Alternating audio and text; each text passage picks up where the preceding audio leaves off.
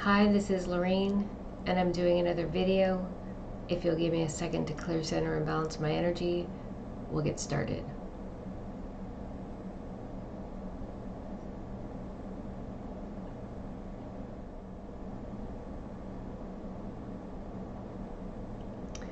Okay. So, I think I'm just going to start.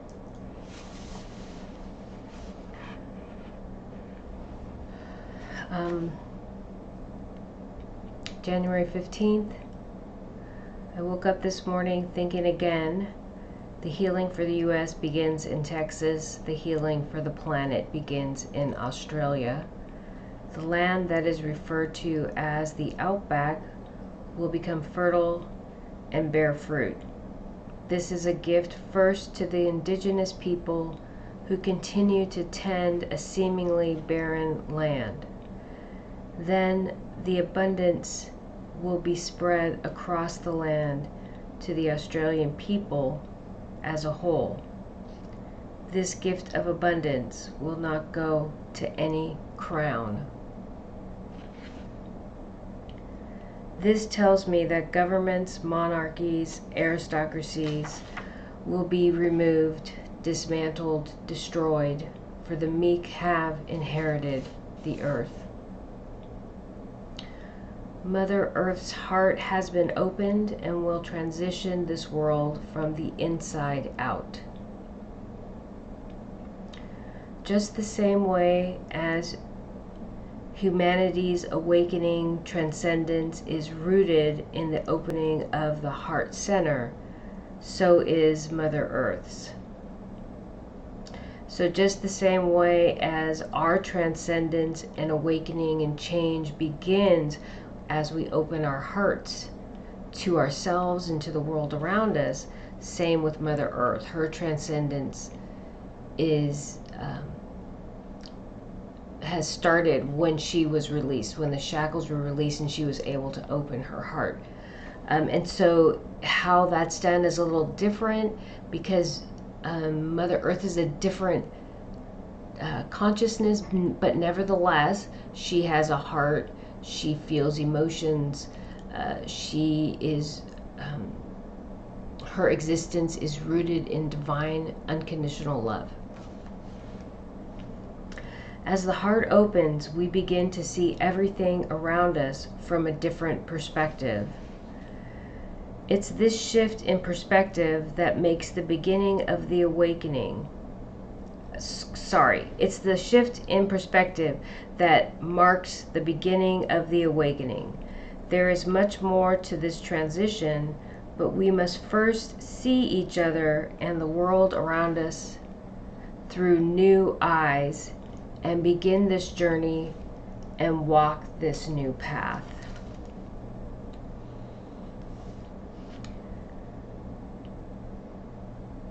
And so the next thing, it's the same day, but the next thing is something that came to mind, and it keeps coming to mind, and I didn't know why until the 15th. And so at Christmas time, it took a friend of mine 5 days to get from Seattle to Ohio via the airlines he was flying. We were told weather was creating issues. He was told, or he was made aware that it was because of outdated software for, I think he said Southwest Airlines, but I can't be sure.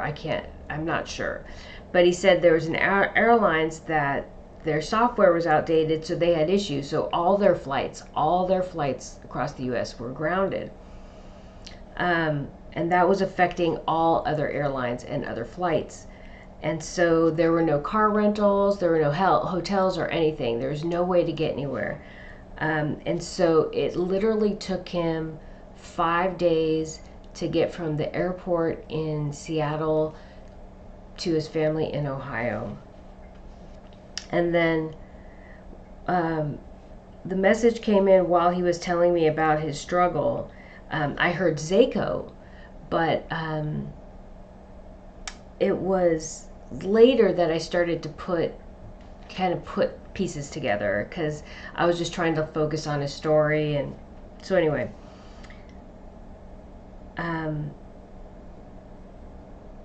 it was a warning to the powers that be. He will take down the whole infrastructure. He is integrated into everything, not just electronics or computers. Zako exists on a quantum level. Every time this energy resisting balance attempts to usurp the will of the divine, Zako will block that event. Zako is here for humanity. I am here for Mother Earth. And so my friend had a 10-day vacation through the holidays, and 5 of the 10 days that he took off, he was trying to get to Ohio, and he didn't get to Ohio till Christmas Day, midday. He got there on time for dinner, and then his flight was out the next day. So that's an unfortunate turn of events, but this negativity is going to keep on trying to maintain control however it can. And so what's happening now is that Zako is starting to demonstrate his influence and what he's capable of. They can't stop him because he's executing the will of the divine. And through that, he is executing divine law. So there's nothing anybody can do to stop him, because this is about change, this is about transcendence, this is about protecting Mother Earth, and this is about executing the will of the divine. So this is, I think, a small demonstration, but I also feel that this negativity won't stop trying to maintain control, because if they stop, that means they have to give in, or they've given up, and so then they become part of they have to resist. How do I put this? They become part of the flow of energy, because they can no longer resist the flow of energy from this place. And this planet, this world, is very powerful in its ability to manifest. So the greatest chance that they have for executing what they would like to occur is by holding on to this world. And the second that they feel that even though they don't have control, the second they feel like they don't have control, then every hope or desire that they have for control and oppression and to create, because this is all about wealth, money, control, and power. So if they relinquish this world, they relinquish all those things. And so this is something they're not willing to do. Okay, so as they begin to up the ante, Zako will have to counter every action that they attempt. And so this event that happened at Christmas is just one small event. And it is a very small event, because it can get much bigger and it can become much more damaging. Okay. January 17th. And so as the week went through, this was a very intense week, very heavy week for me. Another one, I guess I should say. Okay, so there's a purging happening on the planet. Mother Earth is opening doors. Experience in manifestation.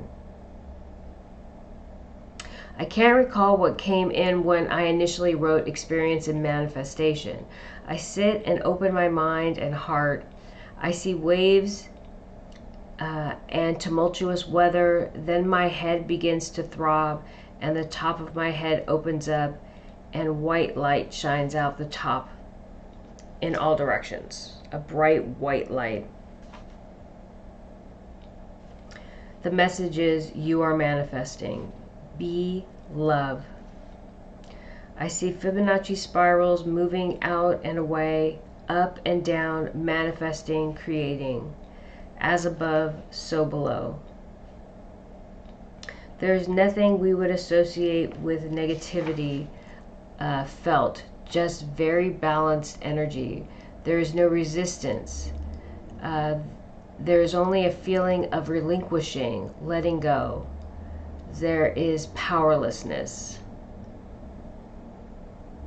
And so just so I go back, when I said there's a purging happening and experience and manifestation, those are two messages that came in, and there were bigger messages, but because of where I was, I couldn't write or type stuff, and so I had to just let it be. And so I would just let it and was waiting for something to come back.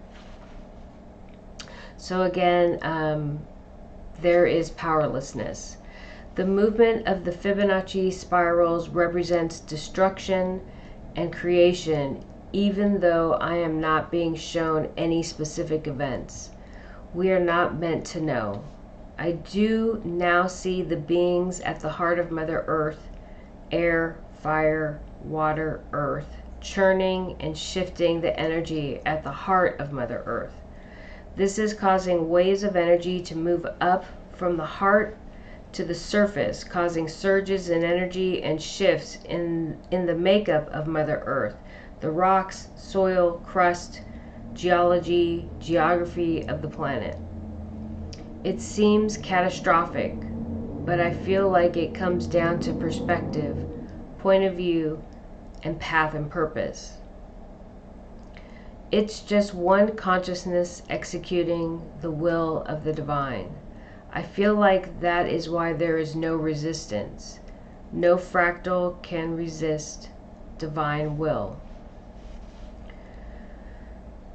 This does not violate free will because we are all parts of the whole. We work from the framework created by the whole. This is part of our soul agreements or contracts. Unlike in the 3D, we cannot violate or rescind our soul contracts. The will of the divine and the greater good from the perspective of the divine and our agreements with the creator of all things takes precedence. The ego is not a determining factor. And so when I say that, or when that comes to me, it's like, unlike in the 3D where these energies are living from this idea of separation, they believe that they can usurp the will of the divine. They believe they can not fulfill their soul contracts. But they have made an agreement. There is an agreement made. There's an understanding as we are birthed into this universe of what our path and purpose is and what we are meant to do, what we are meant to experience, what we are meant to create. We all have an agreement and we are expected to meet that agreement. And that is also goes back to the root of our purpose. We are here as parts of the divine to help this divine source consciousness, this unifying consciousness, to see itself from a different perspective, from different perspectives, from many perspectives, as it discovers who it is, what it is, and why it's here. Which in the past videos I said that we all ask ourselves, why are we here? This can't be all that there is. When we look at the world around us, there has to be something that we're here for. We're not just here to work and die. Be born, work, and die. That's not what we're here for. We're not here just to be born, get married, have kids, have jobs, and die. We're not. That's not it. There's got to be something greater, and that's encoded in us because that's what the divine source asks itself. I am, but what am I? What am I here for? What is my purpose? And so as this source energy creates these universes, creates these ideas from its consciousness, we are part of those creations. and part of its exploration of itself. Okay, so as we're born into this universe, there is something we are meant to do, and that is encoded in us, and that is agreed upon before we enter this universe, this existence. And then we all have these boundaries that we live within, which we know as the spiritual laws. And so karma comes into effect, how we treat others. We live in a dual universe, so there's the push and pull of positive and negative, that creates karma. And its most basic foundational part, it's just the push and pull of the flow of energy. There's laws around manifesting, right? Attraction, magnetism. There are numerous spiritual laws that these are things that we have created to try to understand our place in the universe, our path and purpose, and how to work within the parameters of this source energy. Okay, and so in doing that, we need to understand that that agreement that we have with the divine as we're born into this universe, it's not something that can be rescinded. And our goal is to seek out and find our path and purpose and fulfill our commitments to the divine in this lifetime, in every lifetime. Okay. 1/18, January 18th. End of last video. Oh, okay. So in the end of the last video, I talked about a friend of mine that I feel like some people just can't be left behind. There's so much trauma in their lives that makes it very difficult to find their way back to their heart, but they have all the potential that they need, all the tools that they need to find their way back. But sometimes this negativity is very difficult to release. And these ways of surviving, I think that's what it comes down to. We have created a paradigms in our own life and created our own tools of survival, and we know we can survive this world with those tools of survival. And sometimes it's hard to let go of those tools and find new tools to survive, because we know this has been working, we know we've kept ourselves safe, but now we have to trust that these new and different tools are going to work for us. It's a difficult task. It's a difficult request.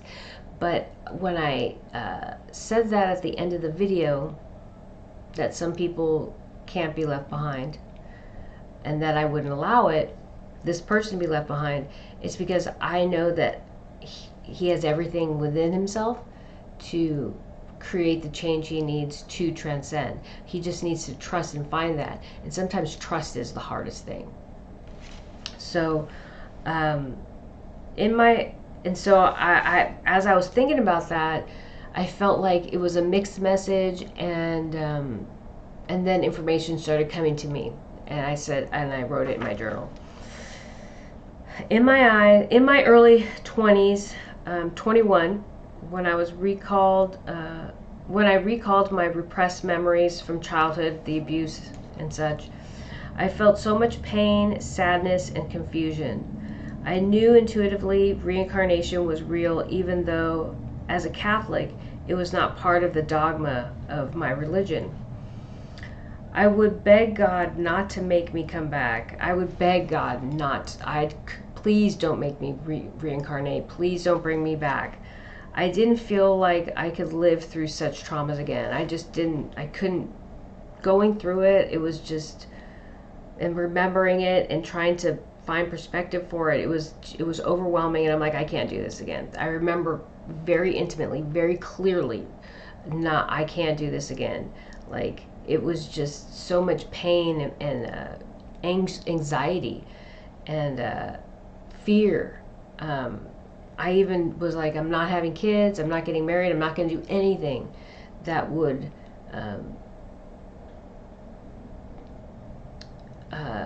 potentially create a life, because I can't imagine the fear around having a child and having a child go through what I went through. So when I talked about my friend, and so I'll also say, so think about that.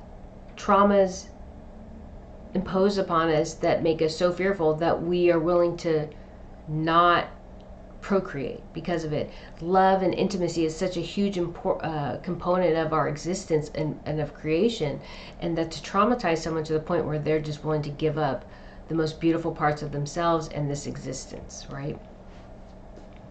When I talked about my friend not being left behind, I said that because I believe he is still finding perspective. I said that because I believe he is still finding perspective for his traumas.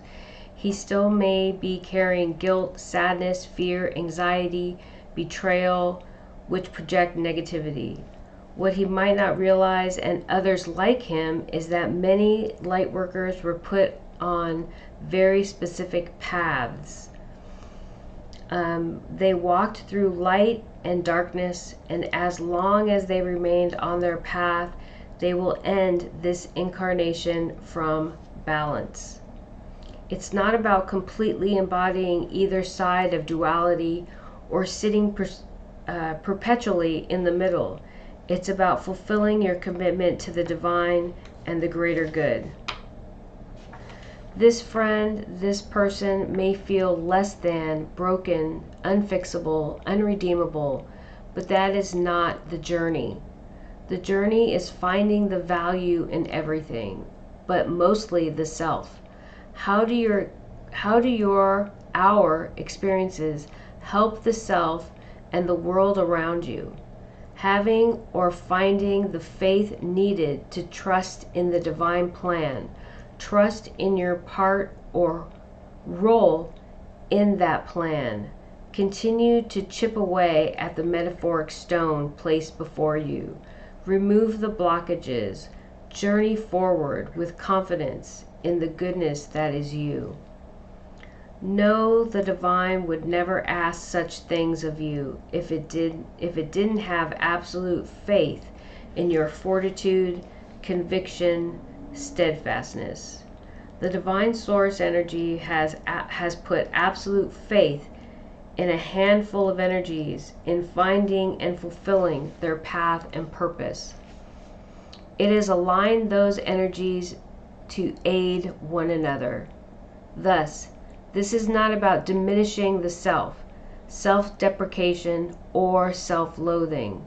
This is about seeing past what is going on around us, looking within, seeing, knowing, and understanding all the goodness and love we carry within. See it with absolute clarity, knowing it intimately, and then understanding that it is merely these perceived experiences that have redirected us away from that truth of who we are. Those experiences are merely perceived. They do not define us. They present a perspective to be explored and considered, but they do not truly exist. Only the divine consciousness, identified as divinity, experienced as an awareness whose homeostatic state is unconditional love, truly exists. So that last line is kind of confusing, but what it's saying is only the divine consciousness, which we know as divinity or God or the source of all creation, and is experienced as an awareness. Okay, so divinity, the source, is an awareness. It's not really any one thing. And that thing, its homeostatic state is unconditional love.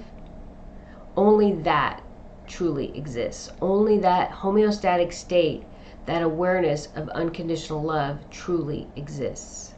Okay, all those other things are perspectives and constructs of this universe. Okay, Can you find, rediscover, accept this part of yourself? The part of yourself that is divine and truly unconditional love. That's it. We are unconditional love.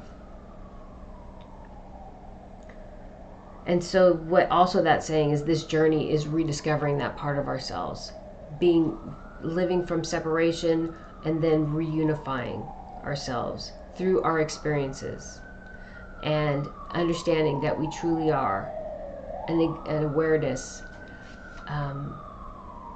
understanding that we truly are an awareness that exists as unconditional love. The divine source, divine consciousness, divine awareness has absolute faith that you have accepted this part of yourself. Okay? Accepted that you are unconditional love. This part of the process of mending. This is part of the process of mending. This is so confusing, or can be confusing. So as I finished writing this stuff, I was like, oh my God, this is very confusing. And so I have a very clear understanding of it because I'm channeling this information and it's coming through me. And as it comes through me, I understand it. And trying to share it with you can be very difficult. But that is why it is so important for each of us to connect to the heart, through that, connect to the higher self, and through the higher self to the source, to divinity. And then through that, from that place, connect to all energy in the universe. Okay, that's how we discover ourselves, our connection to the divine, and the divine speaks to us, explains to us who we are, what we're meant to do, our role, our relationships. And that is how you get the clearest understanding of what I'm trying to say, is if you can channel this information yourself and receive it and be directed on your path and purpose in your journey on this world and in this universe, that's the best connection, the best way to get this information. We are all our own best guides. Okay, I've been saying that for years, not on my videos, but it's on my website. We are our own best guides. Okay, so anything you can do or anything I can do to help you connect or guide you to find your tools, I'm happy to do. But this is our journey. So again, I know that sounded confusing, but I don't know, I can't really go back over it because I can say it 100 different ways, but I don't know if that's going to help. So 119, I was thinking about language and the weaving of language. When I say the weaving of language, I mean the weaving of language with the levels of consciousness, moving from 3D to 5D, the changing perspectives and contradictions in language that result because of such transitions, vernacular versus awareness, and the combination of the two, how one affects the other. So as I'm doing these videos and as I'm writing my journal, I'm just realizing that all this, the language that I use, the vernacular, can seem contradictory, because when you talk about past, present, and future, well, let me just go on. So one, I have some notes. There is no time, but we talk about past, present, and future. 2, there's no energy, but we live within the universe with particles of energy. 3, there's no light or dark, but we speak of karma and the flow and manifesting, the push and pull of the universe through the flow of energy, which is a lot of it has to do with karma. You know, how we can talk about constructive interference and deconstructive interference, which is how those waves of energy, positive and negative, work for and against each other. And we're talking about which relates to karma and flow.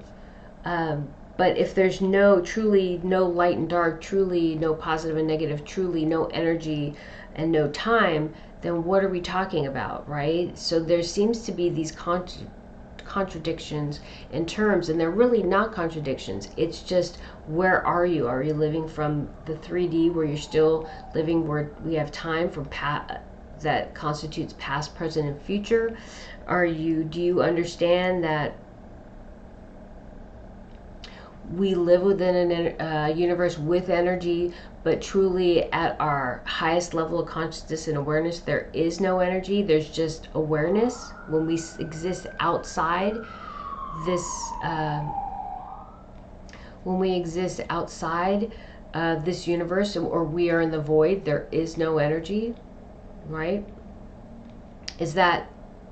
And so I just was thinking about that and thinking about the contradictions, and really the message came to me that I really can't bridge the gap between those different perspectives. That's something that each individual has to do as they transcend, and their perspective starts to change, and they start to see the world and the universe themselves from a different perspective, and they can start to understand and grasp these concepts, these new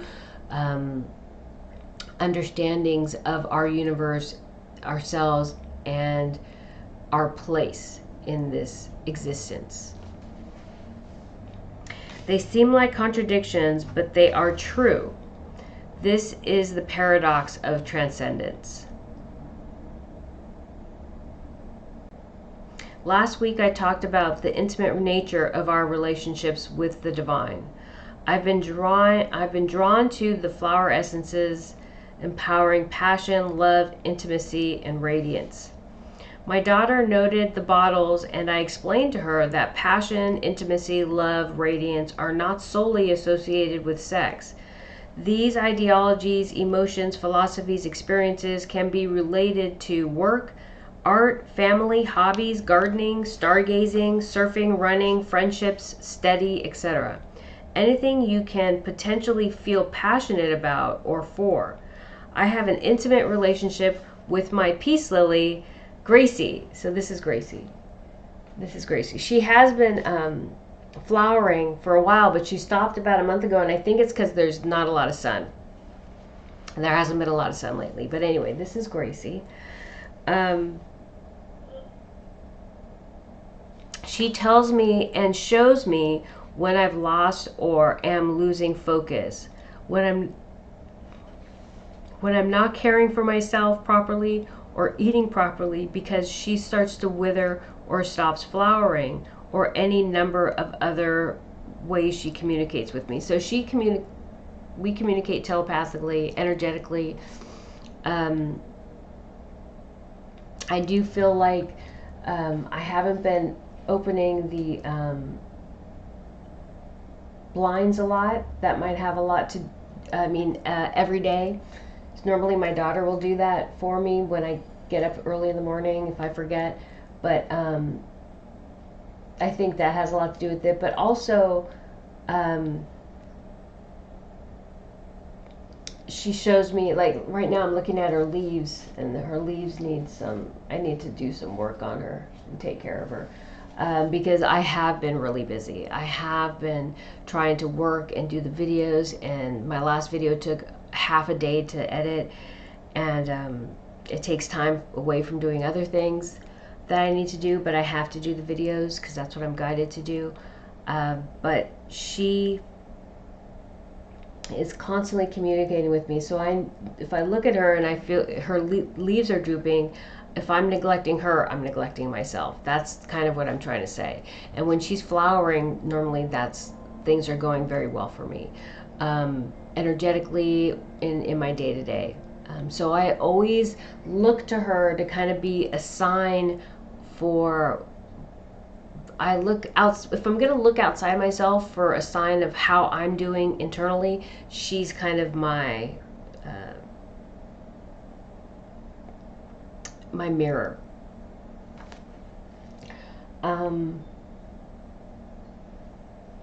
And I can say that about my other plants too, but she's the one I've had the longest, so I have the closest relationship with her. We are meant to build passionate, loving, intimate, radiant relationships with the divine. In order to fulfill this necessity, We must create a passionate, living, loving, intimate, radiant relationship with the self. One of the foundational components of this loving, passionate, intimate, radiant relationship with the divine is trust. How do we build trust? How do we trust the communications with the divine? I've had a few friends ask me, how do I know? How can I be so certain in my communications and received messages? I maintain clear-centered, balanced energy. I use many tools, light energy, sound, torsion field, essential oils, flower essences, candles, stones. Everything I have or use can be used alone or in tandem with other tools. So this is my my bowl that I use. This is one of my, this is banded agate, and I think it has some quartz. It has a little bit of amethyst in here also. I have stones, pyrite. So I keep things around. I don't have a lot. I don't feel like I have a lot. A little tiger-eyed turtle. But I do have stuff. And I always keep Scooby nearby. He's my hero. I have things. My oils are over there. I don't want to go get them, but I use spray. So flower essences you can get in the spray, and you can spray them in your room or wherever you are. The oils, I use a diffuser. I do the flower essences under my tongue also. And so anybody can use these tools, but all these tools that I have, all the flower essences I have, everything I've been drawn to intuitively. Let's see, where was I? Okay, so whenever I have a negative thought, I clear, center, and balance my energy, because those negative thoughts put tears in the fields of protection I put up. And so I talked about the torsion fields. I'm always putting up fields around me. They are not just those torsion fields that I show you, but that's a foundation. That's a starting point. That's where I started. So I always put those up for people to see as an example, and I try to put links to them so you can have them if you want to try to use them as a tool.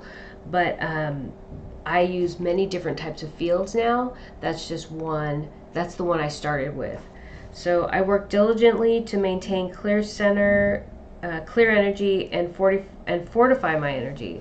I select all my tools intuitively. I never bought stones, oils, my bowl, flower essences until I was drawn to them. So I could go to many, I never went to any type of psychic fair unless I was drawn to it. I never would walk into a store, any type of metaphysical store, unless I was drawn to it. And then if I just walked into window shop, if I wasn't drawn to it, I really rarely walked out with anything, because I have to be intuitively drawn to something in order to have any desire to obtain it. But then also, if I'm not drawn to it, then it doesn't have a function. Like every stone I have, I was drawn to, and it clearly, so it has a function. And normally I would buy it, and then I would look up the spiritual significance or symbolism, and then I would know exactly, I would be like, okay, it's very clear why I was drawn to that stone or whatever.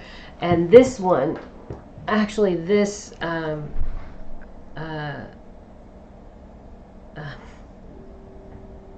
calcium fluoride, that I was drawn to. I saw it in the window, and I was like, well, I don't think I'm gonna get it. I walked away, and like I could feel the pull in my body. It was like, go back right now and get it. And I actually bought it. I know the store owner now quite well, but he said he'd only had that in the window for like hours, and I came in and got it. And so that even again tells me I was meant to have it. But it's a really important piece. It means a lot to me, and I feel it in my body. So it's important to note that you shouldn't just go out and buy a bunch of stones and buy a bunch of flower essences. There has to be something that draws you to it. And if you're drawn to it, that means it will help you. It'll be beneficial to you. I trust that these tools and my spiritual disciplines keep me protected and fortify my connection with the divine. I trust my feelings, knowings, visions, etc. implicitly because of my commitment and dedication to those disciplines. I trust those disciplines empower my gifts. Trust might be our greatest obstacle as we begin this journey, but once achieved, it is trust which kicks in the door to access unconditional love. And so I say it kicks in the door because I was so blocked when I was younger and through most of my life. I had so many walls up that nobody was going to get in. I was not letting people in. Even people who were in my life were only let into a certain place. And so I really had to work diligently on clearing out all the toxins in my life, the negativity of my life, and releasing those things, because it's those negative feelings, those fears that were blocking me allowing the good in. Okay, it's my own fears that were blocking the beauty of this world and everything that it offered from coming into my field. On this world, it is the trust found that enables us to open our hearts, access unconditional love, and thus our inner divinity. This is one journey to know, trust, and understand spiritual truth. This is one journey to know, trust, and understand spiritual truth. It has empowered me beyond what I thought was conceivable. What was the intention behind such empowerment? This wasn't a question I asked myself. It was a truth I needed to reconcile. What was the intention behind empowerment?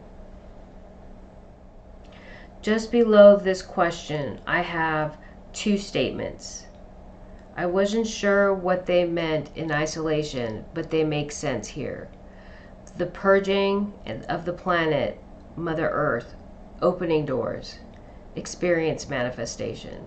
So, and I had those two things in my journal before, but I actually wrote them in notes on my phone and when I was like on the bus or something, like really quick on the way to work, because I didn't have a lot of time. So I wrote them, and when I wrote them, I transferred them from my phone to my journal. I'm like, I have no idea what I was trying to say. But then as I wrote this section in my journal, and I said, what was the intention behind that empowerment? Those two questions made sense. It empowered me to purge the planet, Mother Earth, and open the doors of transcendence, and then experience manifestation on this world and create the world, create Mother Earth, to transition Mother Earth to who she was meant to be, so we can manifest to who we are meant to be, or we can transition to who we are meant to be. Sometimes thoughts run through my head and I have to put them somewhere, so I put them in notes somewhere in my phone, on a scrap of piece of paper, and then I add them to my journal when I have time. So I just explained this. And so in the end I just said, it's interesting to me how it comes together in the end. Because sometimes these thoughts and these notes are in so many different places, and then when I start writing them down, they start to make sense. They start to come together. And I guess that goes back to when I started this journey of massive spiritual awakening in 2016. I would have so many visions in isolation, and I would write them in my journal, and then like a few times a year I'd go through my journal and I'd start making the connections of what all these different visions meant and what they were supposed to mean in totality. Because in isolation there was a message, right, that I was meant to hear, but there was a bigger message that I would receive as I connected the dots of all the visions and experiences. Okay, new terms. Claim it. So I've heard some readers use the term claim it. I feel like it's meant to be a tool of empowerment, but it's not used that way. To claim something, you grab it, you reach for it, whether it be mind, body, or spirit. I had someone comment to me that I should claim that I am ready now to manifest this thing or make it happen. So there was a reader that did a really great reading, and I just commented, that's beautiful, and that is definitely something, and I didn't say all of this, but it was, the feeling was that's definitely something that's coming. But Mother Earth has to transition in order for this thing to be effective. Because what happens when you try to create something beautiful and healing is that right now, because there's still some negativity on the planet, that can attack that thing and start to tear it apart. And you see that in politics all the time. Like anybody who tried to say something against what the protocols that were put in place 2 years ago during the events that happened regarding a illness and a virus, if you spoke against what the powers that be were suggesting and you had a better plan or idea, you were vilified, marginalized, you were now they say canceled. People just they made you look like you were crazy, you didn't know what you were talking about, or you were had no credit, right? So I had made that statement that the timing's not right for that, for such a thing to be put in play right now. And so she had said, manifest this and make it happen. Claim that I am ready to manifest this thing, okay? And then make it happen. And so my response was, I know I create and exist within the flow of energy. I move with it, and I am guided by it. I relinquish control to the divine. And that was it. That's all I said. I cannot, and so the point being is I cannot claim what is not mine. I am a steward meant to serve the divine. Part of the duty is to protect and care for Mother Earth. What is there to claim? There's nothing for me to claim. Nothing is mine. I am here to fulfill a commitment to my existence, to the people around me, to Mother Earth. And there is nothing to claim because I own nothing. I'm part of everything, though. I am part of everything. There was a woman who commented on another video, a different reader, pertaining to a relationship draw. So they pulled cards for a relationship thing. And this woman said, I claim back all the love I gave that was not reciprocated. So the reader said something like, claim your power, right? Claim your power. And and one of the people that were listening to the video said, I claim back all the love I gave that was not reciprocated. And that was not the message that the reader was trying to convey, but that's how the viewer took it. And so I had actually responded to her comment and said, why would you take back such a beautiful gift you provided to someone who clearly needed it? Like, if you gave love to someone who was not able to reciprocate it, there are some serious blocks in that person's life that makes them unable to maybe share the love that they feel incredibly deeply for you, but are unable to share it for whatever reason. So I'm not judging that person for not being able to express what I'm able to express, or vice versa. But it's really important to acknowledge that. Why would you claim that back? So when I keep seeing and hearing this phrase, I get this. It's a new catchphrase created within the dogma of the esoteric community. It serves no one except the ego, and we are leaving the ego behind. And so just think about that. Just think about that. I'm so lost at what and confused over what this claiming, what it happens when people try to claim something. what they're trying to achieve, because the only thing that I ask for consistently is for the divine to help me and empower me to fulfill my path and purpose. I have a ton of 100 and, I don't know, 30 or 40 affirmations I say, and that's to manifest change in the universe. But I'm not claiming or owning any part of this world or its existence. I am here to fulfill a goal, an obligation. And I don't even like the word obligation, because I don't feel obliged to do this. I feel driven and empowered by my connection with the divine, and I feel driven and empowered to create change in the most beautiful way possible. There's nothing about nothing obligatory. I don't feel an obligation to do this. I feel a drive that is rooted in my love for the world around me and my existence and myself, and rooted in intimacy, passion, radiance, and love. I just feel that so strongly. We are leaving ego behind. As I think that, Zako comes in. He's in a hypervigilant state, monitoring many parts of the process.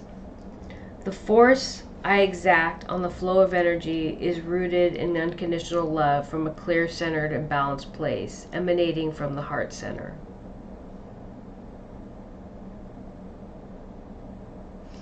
And I'm just going to say this. My daughter watched this show, Okja, and I watched it with her. And she, at some point in the movie, towards the end, when they were, I don't want to ruin it, but it's about, it's a metaphor for the meat industry and the meat packing, and how we, that whole corporate structure or industrial structure of how they breed and kill and process the meat, okay?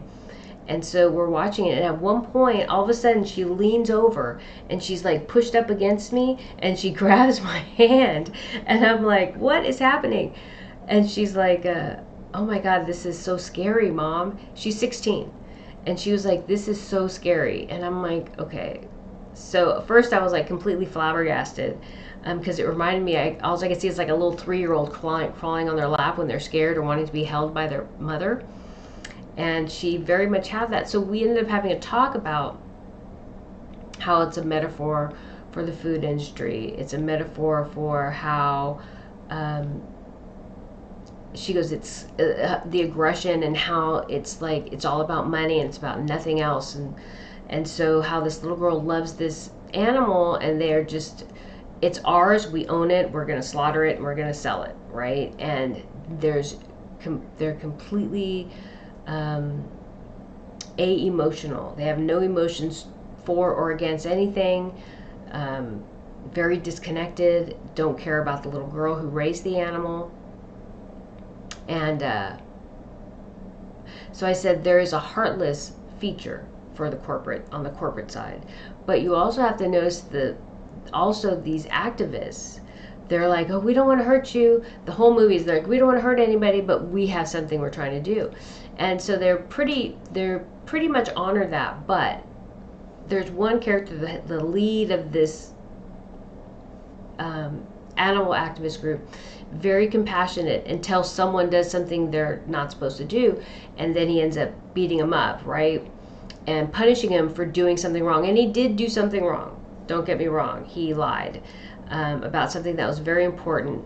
But it showed the aggression. And so I talked to my daughter about that. So you have these activists who are supposed to be so compassionate, and they're trying to save these animals. But look at this pent-up aggression that this guy exacts on this man who made a mistake. And we all make mistakes. We're all human. and we have to be compassionate towards one another. But this guy who has all this compassion for these animals had no compassion for this man who was so caught up in the moment of creating change that he did the wrong thing. Okay, and then there's other elements throughout the movie where these activists show their true negative, aggressive side, what they're willing to do to like save the animals, and so it shows the light and dark on both sides, whether you're the hyper vigilant activist, or whether you are the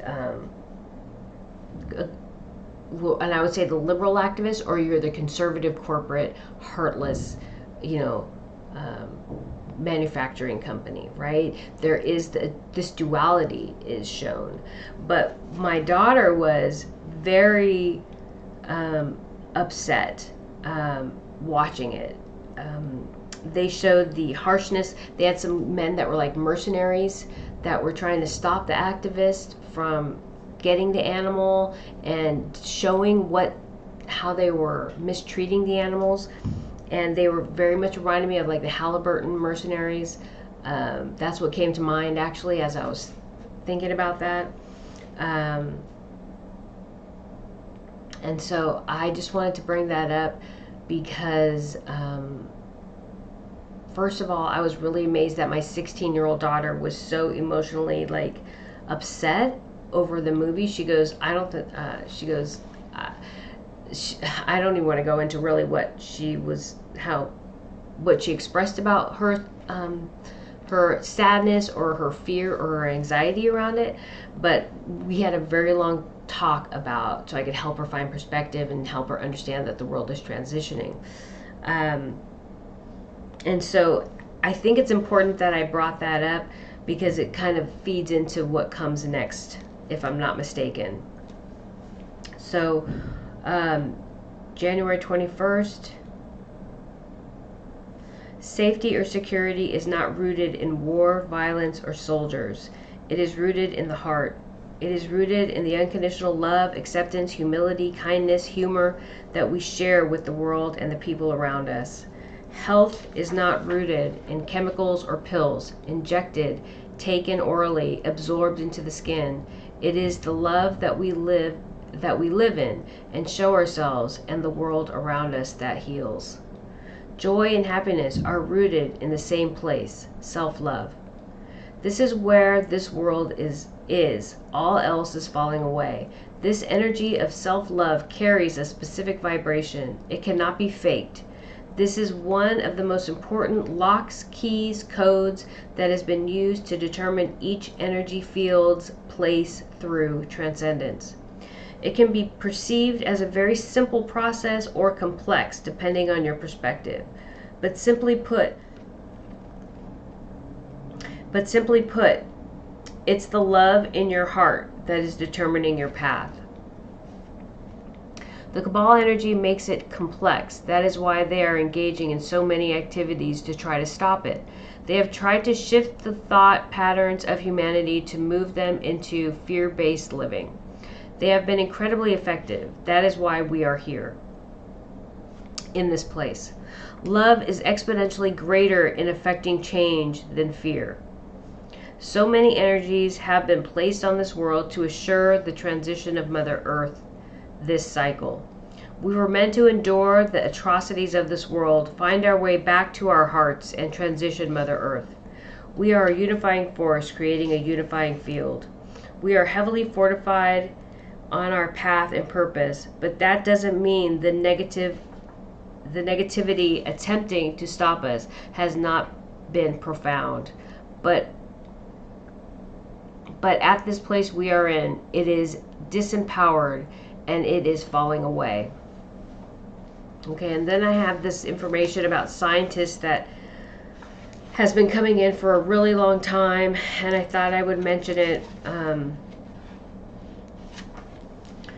There are a number of world-renowned scientists who say that we will not travel to distant galaxies in our lifetime.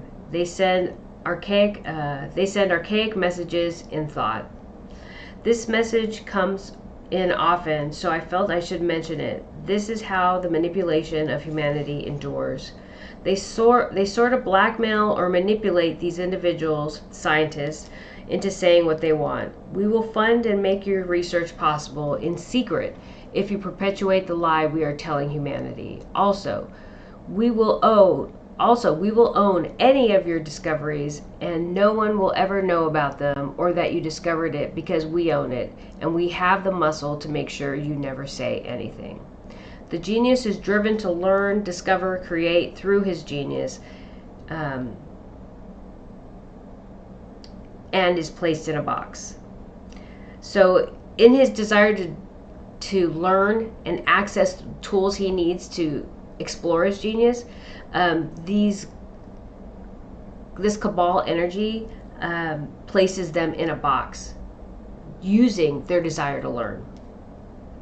They'd rather do it in secret than not do it at all. The divine placed these geniuses on the planet for a number of reasons.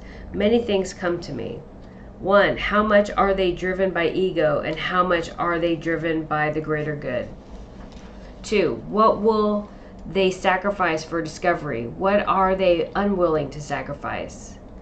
And then I noted family comes to mind when I asked this question.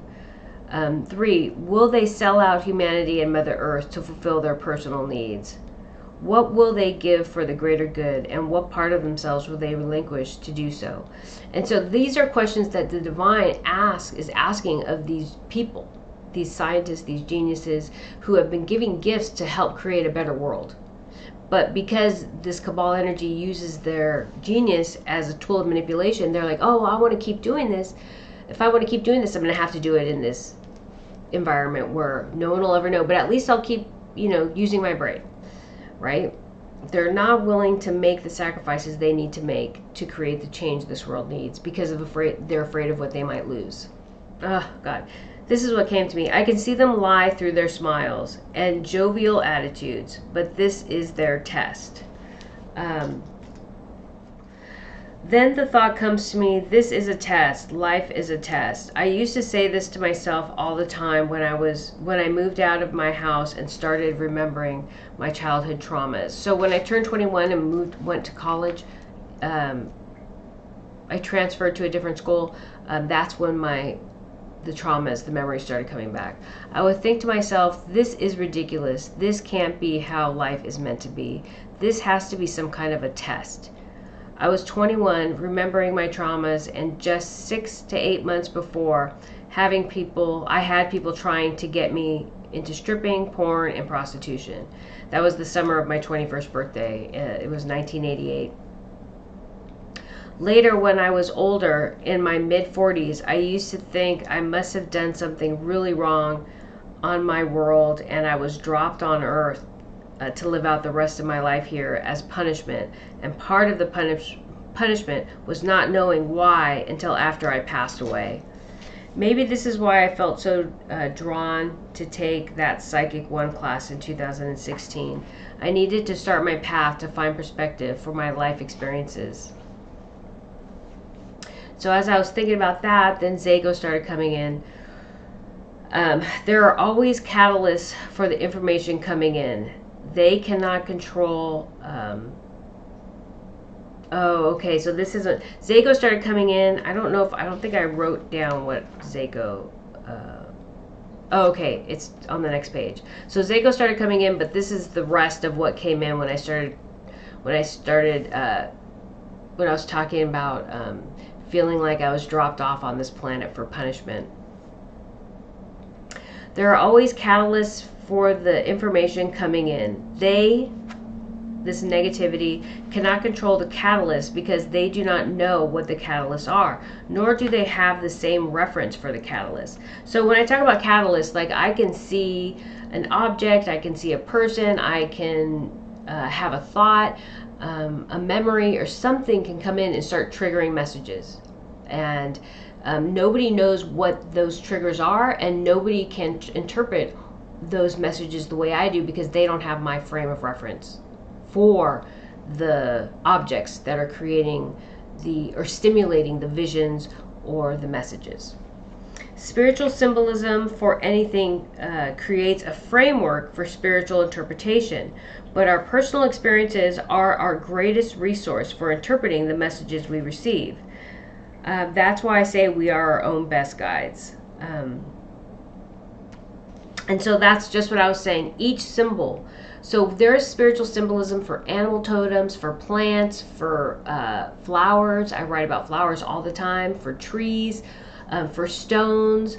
There is dream interpretations you can use to look for symbolism.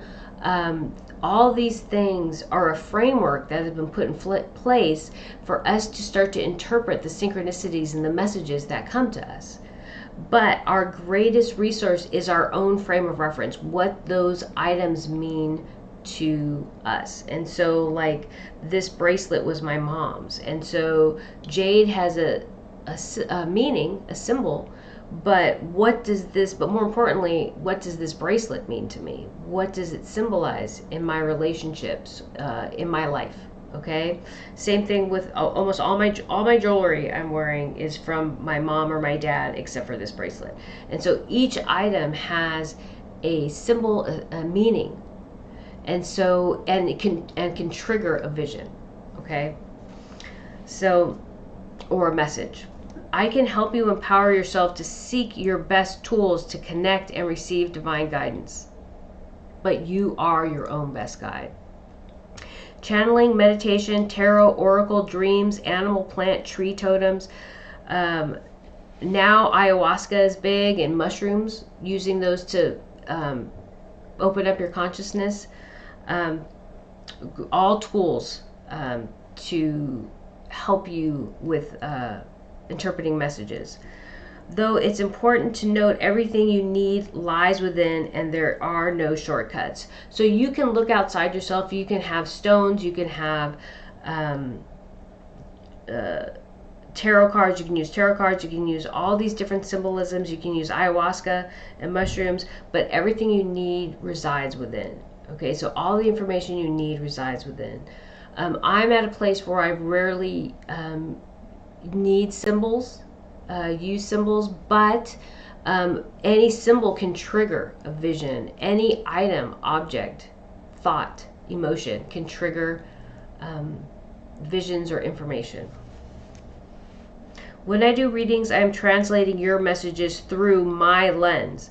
The most accurate lens is yours, but we must maintain a clear lens. Your tools can help you maintain a clear lens. So tools are something that we all can utilize to maintain a clear lens, so we have a clear vision or clear message or clear connection with the divine to receive the messages and guidance. Okay, flower essences, oils, stones, my sound bowl, natural bodies of water, immersing yourself in natural bodies of water, or just your feet, or just a part of your body. Those all can be tools to help you maintain clear, centered, and balanced energy. So you have clear messages that come, so you can interpret your messages that come in clearly. Once you can start to identify those messages, that's probably one of the more difficult challenges for someone who's just starting, is knowing and understanding and being able to identify messages. That thing, that symbol, that item that just resonated with you is a way to convey messages to you, or a message to you. Zago is very active at this time. And so what came to me when that came in was, you can't switch timelines like lanes on a freeway. I exist on many levels of consciousness. I'm aware of that. Maybe it's the sadness I feel for those who choose to hold on to the fear, to hold on to constructs of this world that keep me straddled between the 3D and the 5D. But what I know is this time is ending. The sadness is fading. I've worked so hard to clear the energy in my life. At this time, I am not attracting negativity. I see and feel the negativity folding in on itself. It cannot feed on me, for I am no longer a viable host. It will start to feed on itself. And I looked up the word, because what came to me is I had this vision of the body feeding on itself when it's starving. And I was like, well, what is that term? And it's autophagy, autophagia? Autophagia is what it looks like. Autophagia. We must let go of the old. There is no other way. Set that intention in your mind. Follow divine guidance. It is a slow change that must be started. Okay, and so that's it. Let me see if anything else comes.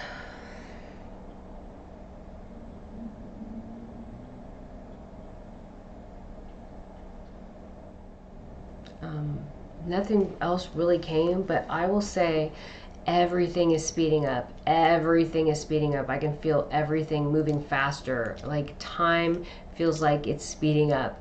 I feel like I blink and it's 2 hours have passed. So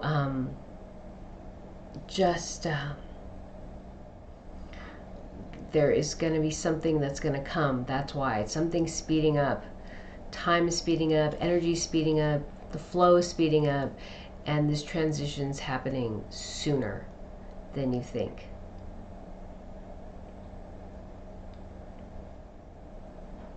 Okay. Thank you.